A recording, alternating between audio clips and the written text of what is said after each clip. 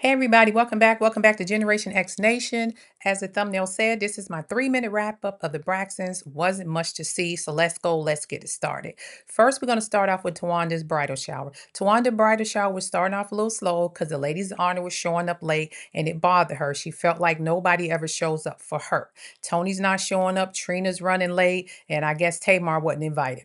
Just my opinion. Now, Trina shows up in this dress. In my opinion, you're trying to outdo the actual bride. But Trina stood there on these people's good ground and urinated under that dress. And nobody knew, saying she was doing what they did back in the day. Trina, that was nasty and disgusting, and you should never done that. And Tawanda, you shouldn't have went along with it. Don't encourage that behavior. That is not, she's a grown woman. Why are you doing that? But moving right along.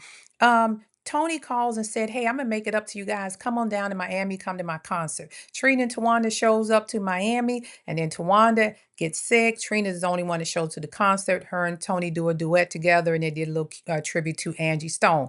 Now, I don't know if Tawanda was faking sick or not, but it seemed like Tawanda was feeling a certain type of way because they didn't show up for her, and then the whole thing with Tamar. Now, moving right along.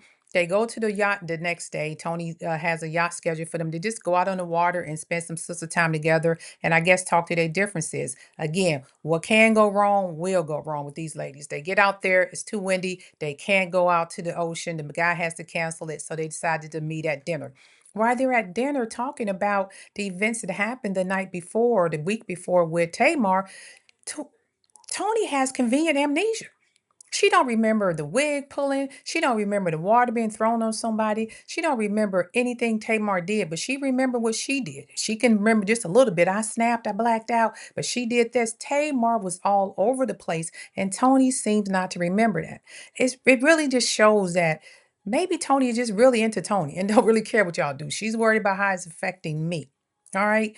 Tawanda, it seems like to me you've been living off your sister Tamar. It seems like Tamar and Tony has been really taking care of their sisters. And it looks like Trina finally getting her act together. She has a husband and her own job, but Tawanda's still kind of in between because she does acting. Now, let's get to Tamar.